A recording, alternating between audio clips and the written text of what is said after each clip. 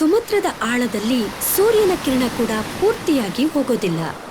ಅಲ್ಲಿ ಒಂದು ಸುಂದರವಾದ ರಾಜ್ಯ ಅಡಗಿತ್ತು, ಅಟ್ಲಾಂಟಸ್. ಈ ರಾಜ್ಯ ಸಾಧಾರಣವಾದ ರಾಜ್ಯ ಆಗಿರ್ಲಿಲ್ಲ. ಅಲ್ಲಿನ ಗೋಡೆಗಳು ಕೂಡ ಚಿನ್ನದ ಹಾಗೆ ಹೊಳಿತಾ ಇತ್ತು. ಅಲ್ಲಿ ನೃತ್ಯ ಮಾಡ್ತಾ ಇದ್ದಂತಹ ಇಂದ್ರಧನುಷ್ಯದ ಮೀನ್ಗಳು ಜೀವನದ ಸಂಗೀತವಾಗಿದ್ವು. ಈ ರಾಜ್ಯವನ್ನು ಆಳ್ತಾ ಇದ್ದವರು ರಾಜ ಆರ್ಲಿಪಸ್ ಮತ್ತೆ ರಾಣಿ ಮೆಲೋಡಿಯಾ. ಅವಳು ಬೇಗ ತಾಯಿಯಾಗೋದ್ರಲ್ಲಿದ್ಲು. ಎಂತ ಮಾತು ನನ್ನ ರಾಣಿ, ನೀನು ತುಂಬಾ ಸುಂದರವಾಗಿ ಕಾಣಿಸ್ತಾ ಇದೀಯಾ. ಸಾಕ್ ಸುಮ್ನೆ ಇರಿ, ನೀವು ನನ್ನ ಹೊಗಳಿಲ್ಲ ಅಂದ್ರೆ ಈ ದಿನನೇ ಮುಗಿಯೋದಿಲ್ಲ ಅಲ್ವಾ? ಅದಂತೂ ನಿಜ, ಅದ್ರಲ್ಲಂತದ್ದೇನು ತಪ್ಪಿಲ್ವಲ್ಲ. ಇವಾಗ ಅದನ್ ಬಿಡಿ. ನಿಮ್ ಕೆಲ್ಸದಿಂದ ಯಾವಾಗ ಫ್ರೀ ಮಾಡ್ಕೊಂಡ್ರಿ? ಫ್ರೀ ಎಲ್ಲಿರುತ್ತೆ, ಇದನ್ನ ನಾನು ಸ್ವತಃ ನನ್ನ ಕೆಲ್ಸಗಳ ಜೊತೆ ಒಡ್ದಾಡಿ ನಿನಗೋಸ್ಕರ ಮತ್ತೆ ಮಗುಗೋಸ್ಕರ ಫ್ರೀ ಮಾಡ್ಕೊಂಡಿದೀನಿ. ಯಾಕಂದ್ರೆ ನಿನಗ್ ಯಾವ್ದೇ ಕೊರತೆ ಅನ್ನಿಸ್ಬಾರ್ದು ಅಂತ. ಬಿಡಿ, ಒಳ್ಳೇದೇ ಆಯ್ತು. ಮುಂದೆ ಬರ್ತಾ ಇರೋ ಮಗುಗೋಸ್ಕರ ನೀವು ಸಮಯ ಮಾಡ್ಕೊಳ್ಬೇಕಾಗತ್ತೆ. ಅರೆ, ಇದಿನ್ನು ಪ್ರಾರಂಭ ಅಷ್ಟೇ. ಇನ್ನು ಮುಂದಿನ ದಿನಗಳಲ್ಲಿ ನೋಡು, ನಾನ್ ನಿನಗೆ ಕಂಪ್ಲೇಂಟ್ ಮಾಡೋದಕ್ಕೆ ಯಾವುದೇ ಅವಕಾಶ ಕೊಡೋದಿಲ್ಲ. ಹೊಟ್ಟೆಯಲ್ಲಿರೋ ಮಗುವಿನ ಆಗಮನಕ್ಕೋಸ್ಕರ ರಾಜ ರಾಣಿ ಇಬ್ರು ಕೂಡ ಕಾಯ್ತಾ ಇದ್ರು. ಆದ್ರೆ ಅವರಿಗೆ ಮುಂದಾಗುವ ಆಪತ್ತಿನ ಬಗ್ಗೆ ಅರಿವೇ ಇರಲಿಲ್ಲ. ತುಂಬಾ ವರ್ಷಗಳ ಹಿಂದೆ ಅಟ್ಲಾಂಟಸ್ ಮೇಲೆ ಶಾರ್ಕ್ ರಾಜನ ಸೇಡು ಹೆಚ್ಚಾಗಿತ್ತು. ಶಾರ್ಕ್ ರಾಜ್ ಒಬ್ಬ ಸಮುದ್ರದ ಕಳ್ಳನಾಗಿದ್ದ. ಸಮುದ್ರದ ಮೂಲೆ ಮೂಲೆಯನ್ನು ಕೂಡ ತನ್ನ ಕೈವಶ ಮಾಡ್ಕೋಬೇಕು ಅನ್ನೋದ್ರಲ್ಲಿದ್ದ. ಅವನ ಕಣ್ಣು ಅಟ್ಲಾಂಟಸ್ ರಾಜನ ಸಿಂಹಾಸನದ ಮೇಲಿತ್ತು. ಕೇಳ್ಪಟ್ಟೆ ರಾಜ ಆರ್ಲಿಯಸ್ಗೆ ಮಗು ಆಗ್ತಿದೆ ಅಂತ. ಒಳ್ಳೆ ಸುದ್ದಿನೇ. ಈಗ ರಾಜನ್ ಜೊತೆ ರಾಜ್ಕುಮಾರನ್ ಎಲೆನೂ ನಾನು ನನ್ನ ಕೈಯಾರೇನೆ ಕಟ್ ಮಾಡ್ತೀನಿ. ಕ್ರೂರ ಶಾರ್ಕ್ ರಾಜನಿಗೆ ಮೆಲೋಡಿಯಸ್ ತಾಯಿ ಆಗಿರೋ ಸುದ್ದಿ ತಿಳಿದೋಯ್ತು. ಕೊನೆಗೂ ಶಾರ್ಕ್ ರಾಜ್ ಅನ್ಕೊಂಡಂಗೆ ಆಗೋಯ್ತು. ಎಲ್ಲ ಕೂಡ ಬರ್ಬಾದ್ ಆಗೋಯ್ತು. ರಾಣಿ ಮೆಲೋಡಿಯಾ ತುಂಬಾ ದುಃಖದಲ್ಲಿದ್ಲು. ರಾಜ್ಕುಮಾರನ ಜನ್ಮ ಆಗೋದ್ರಲ್ಲಿತ್ತು. ಆಗ ಅಟ್ಲಾಂಟಸ್ ರಾಜ್ಯದ ಯುದ್ಧದ ಗಂಟೆ ಕೇಳೋದಿಕ್ಕೆ ಶುರುವಾಯ್ತು. ಮಹಾರಾಜರೇ, ಶಾರ್ಕ್ ರಾಜ ನಮ್ಮ ಮೇಲೆ ದಾಳಿ ಮಾಡಿದಾನೆ. ಮತ್ತವನ ಮೊದಲನೇ ದಾಳಿಯಿಂದಾನೆ ನಮ್ಮ ಅರ್ಧಕ್ಕಿಂತ ಹೆಚ್ಚಿನ ಸೈನ್ಯ ಮೃತಗೊಂಡಿದೆ ಮಹಾರಾಜ. ಏನು, ರಾಣಿಯ ಸುರಕ್ಷತೆ ಕಡೆ ಗಮನ ಕೊಡು. ಆಯ್ತು ಮಹಾರಾಜರೇ. ಸೈನಿಕ ರಾಜನ ಮಾತಿನಂತೆ ರಾಣಿಯ ರೂಮಿನ ಕಡೆ ಹೋಗ್ತಾನೆ. ಆಗ ಮಹಾರಾಜ್, ಸಿಹಿ ಸುದ್ದಿ, ರಾಣಿ ಗಂಡು ಮಗುವಿಗೆ ಜನ್ಮ ನೀಡಿದ್ದಾಳೆ. ದಾಸಿಯ ಬಾಯಿಂದ ಈ ಮಾತನ್ನು ಕೇಳಿದ ಆರ್ಲಿಯಾಸ್ಗೆ ತುಂಬಾ ಖುಷಿಯಾಗುತ್ತೆ. ಅವನು ರಾಣಿಯ ಕೊಠಡಿಗೆ ಬರ್ತಾನೆ. ಅವನು ರಾಜ್ಕುಮಾರ್ನ ಎತ್ಕೋತಾನೆ. ಆಗ ಅರಮನೆಯ ಮೇಲೆ ಜೋರಾದ ದಾಳಿ ಶುರುವಾಗುತ್ತೆ. ಆಗ ಆರ್ಲಿಯಕ್ಸ್ ಅನ್ಕೋತಾನೆ, ಇವಾಗ ಯುದ್ಧ ಮಾಡೋದಿಕ್ಕೆ ಸಮಯ ಅಲ್ಲ ಅಂತ. ನನ್ನನ್ನ ಕ್ಷಮಿಸ್ಬಿಡು ಮಗನೆ, ಆದ್ರೆ ನೀನೀಗ ಹೋಗ್ಬೇಕು. ಏನು, ಹೋಗ್ಬೇಕಾ? ನೀವ್ ಏನ್ ಹೇಳ್ತಾ ಇದ್ದೀರಾ? ನಾನು ಸತ್ಯವನ್ನೇ ಹೇಳ್ತಿದ್ದೀನಿ. ಶಾರ್ಕ್ ರಾಜ ನಮ್ಮನ್ನ 4 ಕಡೆಯಿಂದ ಆಕ್ರಮಿಸಿಕೊಂಡಿದ್ದಾನೆ. ನಮ್ಮ ಅರ್ಧಕ್ಕಿಂತ ಹೆಚ್ಚು ಸೈನ್ಯ ನಾಶವಾಗಿದೆ. ನಿನಗೇನನ್ಸುತ್ತೆ? ಶಾರ್ಕ್ ರಾಜ ಒಂದು ವೇಳೆ ಇಲ್ಲಿಗೆ ಬಂದ್ರೆ ನನ್ನ ಮತ್ತೆ ನಿನಗೋಸ್ಕರ ಅಷ್ಟೇ ಅನ್ಕೊಂಡ್ಯಾ? ಇಲ್ಲ, ಅವನು ಈ ರಾಜ್ಯವನ್ನ ಆಳ್ಬೇಕು ಅಂತಿದ್ದಾನೆ. ಮತ್ತೆ ಅದಕ್ಕೆ ಎದುರಾಗೋ ಪ್ರತಿಯೊಂದು ತೊಡಕುಗಳನ್ನು ನಾಶ ಮಾಡ್ತಾನೆ. ಮತ್ತೆ ನಮ್ಮ ಮಗುವನ್ನು ಬಿಡೋದಿಲ್ಲ. ಇಲ್ಲ, ನೀವ್ ಆತರ ಹೇಳ್ಬೇಡಿ. ನನ್ಗೆ ಇವನನ್ನ ಬಿಟ್ಟು ಇರೋಕ್ಕಾಗೋದಿಲ್ಲ. ನನ್ ಮಾತನ್ನ ಅರ್ಥ ಮಾಡ್ಕೊ ಮೆಲೋಡಿಯಾ. ನಮ್ಮ ಮಗು ನಮ್ ಜೊತೆ ಇಲ್ದೇ ಇರೋದೇ ಒಳ್ಳೇದು. ಸೈನಿಕರೇ, ನೀವು ರಾಜ್ಕುಮಾರ್ನನ್ನು ಕರ್ಕೊಂಡು ಹಿಂದಿನ ಬಾಗ್ಲಿಂದ ಓಡಿ ಹೋಗಿ. ಆಯ್ತು ಮಹಾರಾಜ. ತಗೋ ರಾಜ್ಕುಮಾರ್ನನ್ನು. ನಮ್ಮ ಕುಟುಂಬದ ಗುರುತು ನೀಲಿ ಕ್ರಿಸ್ಟಲ್. ಇದು ನಿನ್ನನ್ನು ಪ್ರತಿಯೊಂದು ಕಷ್ಟದಲ್ಲೂ ಕಾಪಾಡುತ್ತೆ. ನೀನೀಗ ಹೋಗ್ಬೇಕು ಮಗನೆ.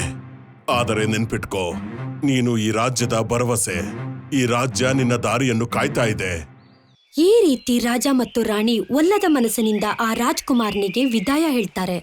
ಮರುದಿನ ಭೂಮಿಯ ಮೇಲೆ ಒಂದು ಸಣ್ಣ ಹಳ್ಳಿಯಲ್ಲಿ ಮೀನುಗಾರ ಗೋಪಾಲ್ ತನ್ನ ಸಣ್ಣ ದೋಣಿಯಲ್ಲಿ ಮೀನು ಹಿಡಿಯೋದಕ್ಕೆ ಸಮುದ್ರಕ್ಕೆ ಹೋಗಿರ್ತಾನೆ. ಅವನೊಬ್ಬ ಸರಳ ಮತ್ತು ವಿನಮ್ರತೆಯಿಂದ ಕೂಡಿದ ವ್ಯಕ್ತಿಯಾಗಿರ್ತಾನೆ. ಅವನ ಪತ್ನಿ ವರ್ಷಗಳ ಹಿಂದೆನೆ ತೀರೋಗಿರ್ತಾಳೆ. ಅವನು ಒಬ್ಬಂಟಿಯಾಗಿ ಜೀವನ ಸಾಗಿಸ್ತಾ ಇರ್ತಾನೆ. ಆಹಾ, ಈ ದಿನ ತುಂಬಾ ಸುಂದರವಾಗಿ ಕಾಣಿಸ್ತಾ ಇದೆ. ಒಳ್ಳೆ ವಿಷಯನೇ.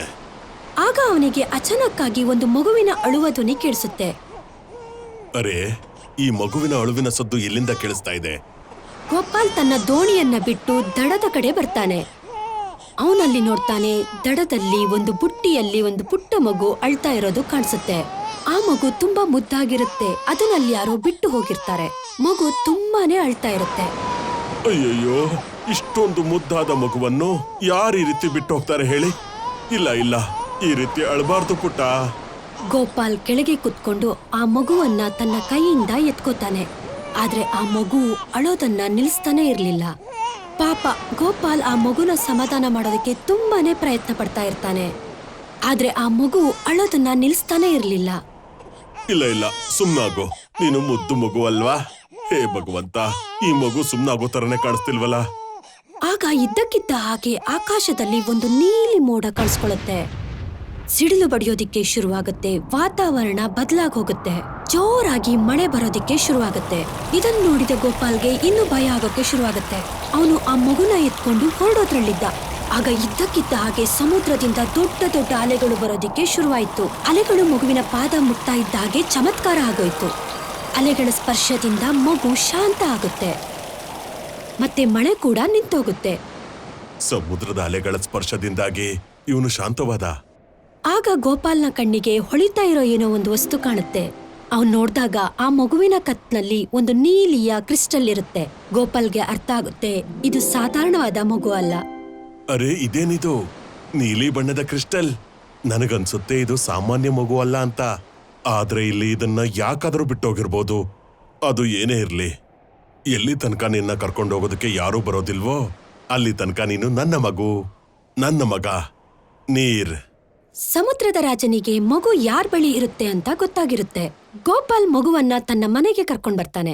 ಅವನು ತುಂಬಾ ಪ್ರೀತಿಯಿಂದ ಆ ಮಗುವಿನ ಲಾಲನೆ ಪಾಲನೆ ಮಾಡ್ತಾ ಇರ್ತಾನೆ. ನೋಡ್ತಾ ನೋಡ್ತಾ ಇದ್ದಾಗೆ ಸಮಯ ಕಳೆದೋಗುತ್ತೆ. ಅವನು ದೊಡ್ಡವನಾಗ್ಬಿಡ್ತಾನೆ. ಬೆಳೀತಾ ಬೆಳೀತಾ ಅವನಲ್ಲಿರೋ ಬುದ್ಧಿವಂತಿಕೆ ಕೂಡ ಬೆಳೆಯುತ್ತೆ. ಏ ಹೊರ್ರೆ, ಈಗ ನಾನು ಹಾರ್ತೀನಿ. ಅರೆ ಹುಷಾರು ನೀರ್. ನಾನು ಹುಷಾರಾಗಿದ್ದೀನಿ ಅಪ್ಪ. ಹಾ, ಆದ್ರೆ ಹುಷಾರು, ಸಮುದ್ರದೊಳಗೆ ದೊಡ್ಡ ದೊಡ್ಡ ಮೀನುಗಳಿರ್ತಾವೆ. ಅಯ್ಯೋ, ಅವಕ್ಯಾಕೆ ಹೆದರ್ಕೋಬೇಕು? ಅವು ನನ್ನ ಗೆಳೆಯರು. ಅದೇ ನೋಡಿ, ನೀರ್ನ ಈ ಮಾತು ತುಂಬಾ ವಿಚಿತ್ರವಾಗಿತ್ತು. ನೀರ್ ಸಮುದ್ರದಲ್ಲಿ ಗಂಟೆಗಟ್ಲೆ ಈಜೋದಲ್ದೇನೆ ಶಾರ್ಕ್ ಮತ್ತೆ ಡಾಲ್ಫಿನ್ ಜೊತೆಗೆ ಸ್ನೇಹನ ಬೆಳೆಸ್ತಾನೆ. ಅವರ ಜೊತೆಗೆ ಸಮುದ್ರದಲ್ಲಿ ಜಂಪ್ ಮಾಡ್ತಾ ಇರ್ತಾನೆ. ಅವನು ಸಮುದ್ರದಲ್ಲಿ ಆಟ ಆಡ್ತಾ ಜೊತೆಗೆ ನನಗೂ ಈ ಸಮುದ್ರಕ್ಕೂ ಏನೋ ಸಂಬಂಧ ಇದೆ ಅಂತ ಅನ್ಕೊಂಡಿದ್ದ. ಅಪ್ಪ, ಇದ್ ತಗೊಳ್ಳಿ, ನನ್ನ ಇವತ್ತಿನ ಕೆಲ್ಸ ಮುಗೀತು. ಅರೆ ವಾ, ನೀನಿವತ್ತು ದೊಡ್ಡ ದೊಡ್ಡ ಮೀನುಗಳನ್ನ ಹಿಡ್ದಿದೀಯಾ. ಒಳ್ಳೆ ಕೆಲ್ಸ ಮಗನೇ. ನಡಿ, ಮನೆಗೆ ಹೋಗೋಣ. ಗೋಪಾಲ್ ಎಲ್ಲಾ ಮೀನ್ಗಳನ್ನ ಬುಟ್ಟಿಯಲ್ಲಿ ತುಂಬಿಕೊಂಡು ಮನೆಗೆ ಹೋಗ್ತಾ ಇದ್ದ. ಆಗ ಅರೆ ಮಗನೇ, ಏನಾಯ್ತು? ನಡಿ, ಆ ಸಮುದ್ರದ ಕಡೆ ಏನ್ ನೋಡ್ತಾ ಇದೀಯಾ? ಏನೂ ಇಲ್ಲ ಅಪ್ಪ. ಆದ್ರೆ ಯಾಕೋ ನಂಗೆ ಗೊತ್ತಿಲ್ಲ, ಯಾವಾಗೆಲ್ಲ ನಾನು ಸಮುದ್ರದಲ್ಲಿ ಈಜ್ಕೊಂಡು ಮನೆಗೆ ಹೋಗೋದಕ್ಕೆ ತಯಾರಾಗ್ತೀನೋ ಅವಾಗ ಹೇಗನ್ಸುತ್ತಂದ್ರೆ ಯಾರೋ ನನ್ನ ಕರಿತಾ ಇದ್ದಾರೆ ಅನ್ಸುತ್ತೆ, ಕೂಗ್ತಾ ಇದ್ದಾರೆ ಅನ್ಸುತ್ತೆ. ನೀರ್ನ ಮಾತನ್ನ ಕೇಳಿದ ಗೋಪಾಲ್ ಗಾಬರಿಯಾಗಿರ್ತಾನೆ. ಆದ್ರೆ ಗೋಪಾಲ್ ನೀರ್ನ ಆ ಮಾತನ್ನ ಮರ್ಸ್ಬಿಡ್ತಾನೆ. ಅವನು ಹೇಳ್ತಾನೆ, ಇದು ನಿನ್ನ ಭ್ರಮೆ ಅಂತ. ಆದ್ರೆ ಗೋಪಾಲ್ಗೆ ಗೊತ್ತಿರ್ಲಿಲ್ಲ, ನೀರ್ಗಿದ್ದಂತ ಎಷ್ಟೋ ವರ್ಷದ ಗಂಡಾಂತರ ಈಗ ಎದುರಿಗೆ ಬರ್ತಾ ಇದೆ ಅಂತ. ಕೊನೆಗೂ ನಾನು ಅಟ್ಲಾಂಟಿಸ್ನ ಪಡ್ಕೊಂಡೇ ಬಿಟ್ಟೆ. ಆದ್ರೆ ಇಷ್ಟೊಂದು ವರ್ಷಗಳು ಕಳೆದು ಹೋಗಿದ್ರೂನು ನನಗೆ ಖುಷಿಯ ಅನುಭವ ಆಗ್ತಾ ಇಲ್ಲ. ಯಾಕೆ? ನನಗ್ ಗೊತ್ತಿದೆ, ಅವನು ಜೀವಂತವಾಗಿದ್ದಾನೆ. ಅವನು ಇವತ್ತಿಗೂ ಜೀವಂತವಾಗಿದ್ದಾನೆ. ಈ ಅಟ್ಲಾಂಟಿಸ್ನ ನಿಜವಾದ ವಾರಸ್ದಾರ. ನಿಮ್ಮ ಚಿಂತೆಯನ್ನ ನಾನು ಅರ್ಥ ಮಾಡ್ಕೋತೀನಿ. ಆದ್ರೂ ನಿಮ್ಮ ಬಳಿ ಈಗ ಇನ್ನೂ ಸಮಯವಿದೆ. ಮತ್ತೆ ನೀವು ಅವನ್ನ ನಿಮ್ ದಾರಿಯಿಂದ ನಾಶ ಮಾಡಬಹುದು. ನಾನು ಅವನ್ನ ನೋಡ ಬಯಸ್ತೀನಿ, ಇವತ್ತೇ, ಈಗ್ಲೇ. ರಾಜನ ಮಾತನ್ನ ಕೇಳಿದಂತ ದೂತ ಆ ಗೋಲಾಕಾರದ ಚೆಂಡಿನ ಮೇಲೆ ಕೈ ಇಡ್ತಾನೆ.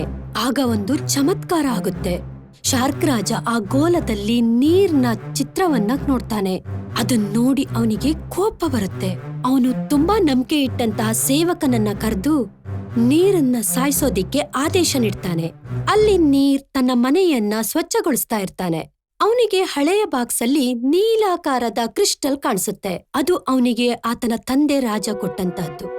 ಅರೆ, ಇದೇನಿದು ನೀಲಿಯ ಕ್ರಿಸ್ಟಲ್? ಇದು ಇಲ್ಲಿಗೆ ಹೇಗ್ ಬಂತು? ಮತ್ತಪ್ಪ ನನಗಿದ್ರ ಬಗ್ಗೆ ಯಾವತ್ತೂ ಹೇಳೇ ಇಲ್ವಲ್ಲ, ಯಾಕೆ? ಕೊನೆಗೂ ಆ ನೀಲಿ ಆಕಾರದ ಕ್ರಿಸ್ಟಲ್ ನೀರ್ಗೆ ಸಿಕ್ಬಿಡುತ್ತೆ. ಅವನು ಆ ಕ್ರಿಸ್ಟಲ್ ಮೇಲೆ ಕೈ ಇಟ್ಟ ಹಾಗೆ ನೀಲಿಯ ಹೊಗೆ ಬರೋದಿಕ್ಕೆ ಶುರುವಾಗುತ್ತೆ. ಅದ್ರಿಂದ ಒಬ್ಳು ಮತ್ಸ್ಯ ಕನ್ಯೆ ಹೊರಗ್ ಬರ್ತಾಳೆ. ಅದನ್ನ ನೋಡ್ದ ನೀರ್ಗೆ ಭಯ ಆಗುತ್ತೆ. ಅರೆ, ಇದೇನಾಗ್ತಾ ಇದೆ? ಈ ಹೊಗೆ ಮನುಷ್ಯನ ಆಕಾರಕ್ಕೆ ಬದಲಾಗಿದೆ. ಕಾಪಾಡಿ, ನನ್ನ ಯಾರಾದ್ರೂ ಕಾಪಾಡಿ. ಕೂಗೋ ಅವಶ್ಯಕತೆ ಇಲ್ಲ. ನಾನ್ ಅಷ್ಟೊಂದು ಭಯಂಕರವಾಗಿಲ್ಲ ರಾಜ್ಕುಮಾರ. ಆ, ಏನೋ ರಾಜ್ಕುಮಾರ, ಒಂದ್ ನಿಮಿಷ, ನೀನ್ ಮಾತಾಡ್ಬಹುದಾ? ನೀನ್ ಯಾರು? ನಿನಗೆ ನೀಲಿ ಬಣ್ಣದ ಬಾಲ ಯಾಕಿದೆ? ಮತ್ ನಾನೇನಾದ್ರು ಒಂದು ಸಾರಿ ಇಷ್ಟೊಂದ್ ಪ್ರಶ್ನೆಗಳನ್ನ ಕೇಳ್ಬೇಡ. ನನಗ್ ಭಯ ಆಗುತ್ತೆ. ನಾನ್ ಹೇಳ್ತಾ ಇರೋದೆಲ್ಲ ಸತ್ಯ. ನನ್ನನ್ನ ನಂಬು. ನೀನು ರಾಜ್ಕುಮಾರ, ಅರ್ಲಿಯಸ್ನ ರಾಜ್ಕುಮಾರ. ನೀನು ಭೂಮಿ ಮೇಲೆ ಬದುಕ್ತಾ ಇದ್ದೆ. ಪೂರ್ತಿ ಅರ್ಲಿಯಸ್ ರಾಜ್ಯ ನಿನ್ನ ಸ್ವಾಗತಕ್ಕೋಸ್ಕರ ಕಾಯ್ತಾ ಇದೆ. ಏನೋ ಆರ್ಲಿಯಸ್ನ ರಾಜಕುಮಾರ? ಮಿಯಾನ ಮಾತ್ ಕೇಳ್ದ ನೀರ್ ಆಶ್ಚರ್ಯಕ್ಕೊಳಗಾಗ್ತಾನೆ. ತುಂಬಾ ವರ್ಷಗಳಿಂದ ಅಡಗಿರೋ ಸತ್ಯ ಇವಾಗ ಅವನ ಕಣ್ಮುಂದೆ ಬರುತ್ತೆ.